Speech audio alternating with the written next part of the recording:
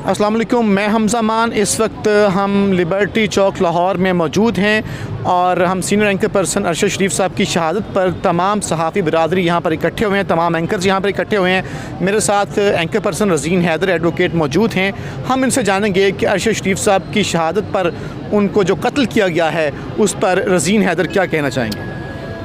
हमज़ा, मैं एक लम्हे के लिए जब सोचता हूँ ना, अभी भी मैंने जब सोचा है तो मेरे गूज़ बम्स जो है ना, वो मुझे नहीं समझ आ रही कि यार इस मुल्क में हुआ क्या है। यानी जो आवाज़ अपनी बुलंद करेगा, जो सवाल करेगा, आप उसकी आवाज़ बंद करवा देंगे। क्या आपके पास सिर्फ ये फार्मूला है कि आप सवाल करने वाले से सवाल नहीं कर सकते, आप उसकी ज़बान बंद करवाते हैं? और आपने देखा है कि कैसे अरशद शरीफ को सिर्फ सवाल करने की पादाश में उसके वतन अजीज़ पाकिस्तान में, जिस मुल्क में उसे प्राइड ऑफ परफॉर्मेंस दिया गया था, उस मुल्क से मुल्क बदर किया जाता है, उसे मुल्क छोड़ना पड़ता है। अब ये भी एक सवाल है कि वो कौन था जिसकी वजह से अरशद शरीफ को मुल्क छोड़ना पड़ा। बिल्कुल ठीक है। वो दुबई जाते हैं। अच्छा, दुबई जाते हैं तो वहाँ पे दुबई की हुकूमत को प्रेशराइज किया जाता है कि आप डिपोर्ट करें अरशद शरीफ को। अच्छा, अब जब उनको प्रेशराइज वहाँ पे किया जाता है और अरशद शरीफ को कोई रास्ता नज़र नहीं आता तो अरशद शरीफ केनिया पहुँचते हैं। ठीक। अब वो अगर एक लम्हे के लिए हम ये भी कह दें कि जो अजल थी, यानी जो मौत थी, वो मौत अरशद शरीफ को पाकिस्तान से दुबई, दुबई से कीनिया लेके गई। लेकिन वो जो मौत थी उसका कुछ तो नाम होगा। वो मौत कौन थी? ये भी एक सवाल है कि जो अरशद शरीफ के साथ पाकिस्तान से दुबई, दुबई से कीनिया तक सफ़र कर रही थी। और आप ये देखें कि अरशद शरीफ का आज 1 बजे रात, जब हम ये वीडियो रिकॉर्ड कर रहे हैं, इस वक्त तकरीबन 7:18 हो चुके हैं, और आज रात 1 से 1:30 बजे जो है वो उनकी जो जसद खाकी है वो पाकिस्तान पहुंच जाएगा। ठीक है। वो अरशद शरीफ जो इस मुल्क में रह के सवाल करता था, उसको खामोश करवा कर, उसके मुँह बंद करवा कर उसे मुल्क में वापस आने की इजाज़त दी गई है। जो आने वाले नए जर्नलिस्ट हैं, उनको आपने क्या पैगाम दिया है? आपने तो सोचा था ना कि ये एक ट्रिकल डाउन इफ़ेक्ट होगा, ऊपर से खौफ फैलाएंगे नीचे तक आएगा। लेकिन ये मेरा पैगाम है, जो आपने ट्रिकल डाउन इफ़ेक्ट के लिए, खौफ फैलाने के लिए अरशद शरीफ को कीनिया में शहीद किया। अभी मैं वीडियो करके आ रहा हूँ। अच्छा, आप ये देखें कि एक फ्लॉप 3 स्क्रिप्ट के साथ आप अरशद शरीफ को शहीद कर रहे हैं। जंगल में ले जाके आप उसे मार रहे हैं। और वहाँ पे मार रहे हैं वो जो खुरम, जो साथ था, खुरम अहमद नाम है गालिबन उनका, और अहमद 2 भाई हैं। खुरम अहमद का ही वो शूटिंग एरिया है जहाँ पे अरशद शरीफ का कत्ल हुआ है। ठीक, अरशद शरीफ को शहीद किया गया है। इतना फ्लॉप स्क्रिप्ट तो यार पंजाब पुलिस नहीं करती। यहाँ पे पंजाब पुलिस चले फिर भी थोड़ा बेहतर एक ड्रामा रचा लेती है। सिंध पुलिस इतना फ्लॉप स्क्रिप्ट यहाँ पे नहीं लेके वो इससे अच्छा इनकाउंटर कर लेते हैं। आपने इनकाउंटर इतने बड़े शख्स का करना था। कल से अब तक 5 बयान बदले जा चुके हैं। सर अभी आप बदलेंगे, आप सरदार हमज़ा मान साहब, आप देखेंगे कि अभी और भी बयान बदलेंगे। अच्छा। और आप ये देखें कि पाकिस्तान का अलमिया ये है कि हम लोग जो सोशल मीडिया पे, यूट्यूब पे काम कर रहे हैं, डिजिटल मीडिया के जर्नलिस्ट हैं, हम तो आवाज़ उठा रहे हैं, लेकिन मेन स्ट्रीम मीडिया पर किस तरीके से पाबंदी लगवाई गई है। डॉन उठा के देख लें, दुनिया देख लें, एक्सप्रेस देख लें, द न्यूज़ देख लें, जितने बड़े अखबारात पाकिस्तान के, किसी पे ये खबर नहीं लगाई गई। किसी चैनल पर रिपोर्ट करने की इजाज़त नहीं है। कल रात PNN ने सिर्फ एक स्टोरी की है, उसके अलावा किसी ने स्टोरी नहीं की अभी तक। ARY अपनी रेटिंग्स के चक्कर में है, बोल अपनी रेटिंग्स के चक्कर में, वो कहते हैं जी हमारे एंकर पर्सन शहीद हो गया, बोल कहता है बोल के ग्रुप के एंकर पर्सन शहीद हो गए। हर कोई अरशद शरीफ को बेचने की कोशिश कर रहा है। बल्कि पहले तो ARY ने कहा हादसा पेश आया, जी कुछ भी नहीं हुआ, हादसा पेश आया। और वही स्क्रिप्ट जो समा को दिया गया था वो ARY को भी दिया गया था। ये है कि ARY आवाम का प्रेशर बर्दाश्त नहीं कर सकी, आवाम ने जो उनके साथ किया है। लेकिन समा आपको पता है एक ढीठ शख्स का, एक बेईमान शख्स का चैनल है, और जिस तरीके से वो सिर्फ लोगों को ब्लैकमेल करने के लिए काम कर रहा है, उन्होंने अपना नैरेटिव रखा हुआ है कत्ल वाला। लेकिन सहाफ़ियों को ये सोचना चाहिए, समा के अंदर भी सहाफ़ी बैठे हैं कि यार कल को अरशद शरीफ की जगह पे उनमें से भी कोई एक शख्स हो सकता है। नज़ीन, आखिर में आपसे ये जानना चाहेंगे कि अरशद शरीफ का जो मिशन था, उस मिशन को लेके आप आगे बढ़ेंगे?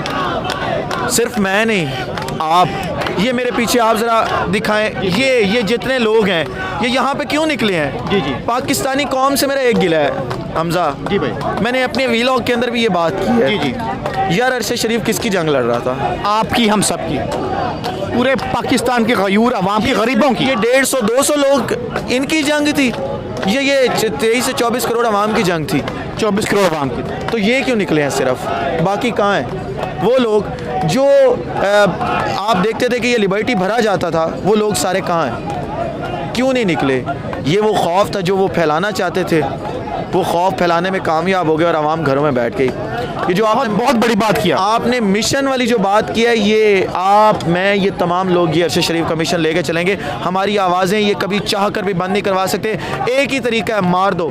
ये जितने पीछे खड़े हैं सबको मार दो, आवाज़ें बंद हो जाएंगी। बहुत शुक्रिया। बिल्कुल ठीक है। नाज़रीन कराम, आपने देखा कि रज़ीन हैदर साहब ने अपने ख्यालात का इजहार फरमाया, और बिल्कुल मैं, रज़ीन और हम जैसे जितने एंकर सहाफ़ी दोस्त हैं, हम अरशद शरीफ शहीद का मिशन आगे लेके चलेंगे। अपना ख्याल रखिए। पाकिस्तान जिंदाबाद। अस्सलाम वालेकुम, मैं हमजा मान। इस वक्त हम लिबर्टी लाहौर में मौजूद हैं। मेरे साथ मोहसिन बिलाल सीनियर सहाफ़ी मौजूद हैं, और इस वक्त हम सब सहाफ़ी एहतजाज कर रहे हैं अरशद शरीफ साहब को जो शहीद किया गया है। अरशद शरीफ साहब का जस्ते खाक की आज रात 1 बजे इस्लामाबाद पहुँच जाएगा। मैं मोहसिन बिलाल साहब से जानता हूँ कि मोहसिन साहब बताइए, अरशद शरीफ साहब को जो कत्ल किया गया है, इस पर आप क्या कहना चाहेंगे?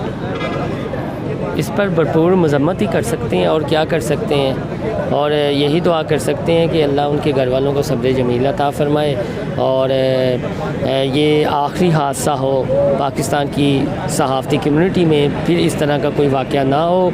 और ये भी दुआ है कि हम सब मुत्तहिद हो जाएं, क्योंकि मुत्तहिद होने की बहुत ज़्यादा ज़रूरत है।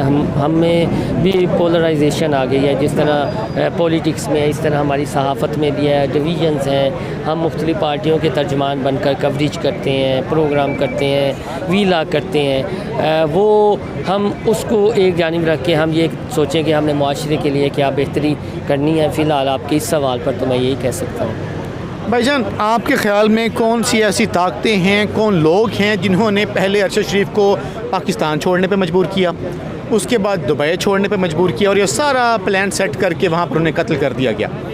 इस पे थोड़ी सी अगर आप रोशनी डालें। भैया देखें, अरशद शरीफ का जो अपना बैकग्राउंड है फैमिली का, वो आर्मी का है, आप सब समझते हैं। वो इन चीज़ों को हमसे बेहतर समझते होंगे, या जो इस तरह के इवेंट्स पे जाते हैं, कवरेज करते हैं, जो ख़ास तौर पर आप ये कह लें कि स्पाई रिलेटेड होते हैं, एजेंसियाँ सिक्योरिटी नाफिज करने वाले अदारों से रिलेटेड होते हैं। जहाँ तक आपका ये सवाल है कि किसने कहा मुल्क छोड़ दो, किसने कहा ऐसा, तो देखें, खावर गुमन हो या शहबाज गिल हो, शहबाज गिल का इस सिलसिले में ट्वीट भी आया है, और उसने ये कहा है कि अरशद शरीफ तो बाहर चला गया, मुझे गिरफ़्तार कर लिया गया, हावर गुमन ने छुप गया, फिर अपनी ज़मानत करवाई। जहाँ तक हालात हैं, ये कोई एक वाक़या नहीं है। माजी में इस तरह के बेशुमार मिसालें आपको मिलती हैं कि जब सोशल मीडिया या ब्रॉडकास्ट मीडिया नहीं था, जब खाली सिर्फ पाकिस्तान में प्रिंट मीडिया था, तो तब भी तो सहाफ़ी जला वतन हुए थे,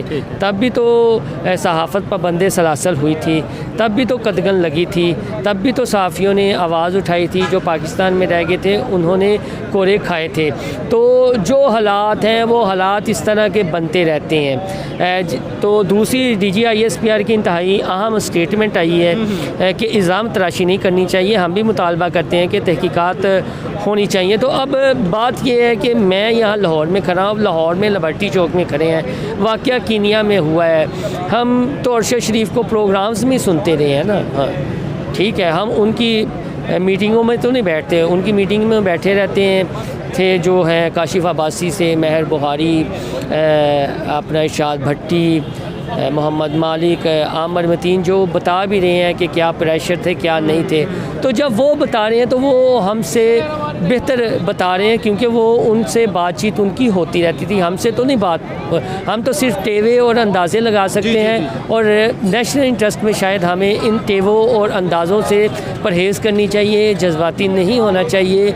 इन्वेस्टिगेशन हो लेने दें, फिर जो रिपोर्ट आएगी हाँ उस पर सवाल करना फिर हमारा फ़र्ज़ है, सवाल उठाना भी कि क्या मुहरकात थे, क्या असबाब थे। लेकिन ये हमें अपनी तारीख़ भी दुरुस्त कर लेनी चाहिए कि पाकिस्तान में किसी अरशद शरीफ पहले सहाफ़ी नहीं थे जिनके साथ ऐसा हुआ है। माजी में ऐसा कई वाक़यात होते रहे हैं, पाकिस्तान में हुए हैं। सलीम शहजाद का वाक़या, वली खान का वाक़या जो कराची में हुआ था, बेशुमार वाक़यात हैं, बेशुमार जितना आप कहेंगे माजी में, तो लिहाजा उस एंगल से सोचने की ज़रूरत है।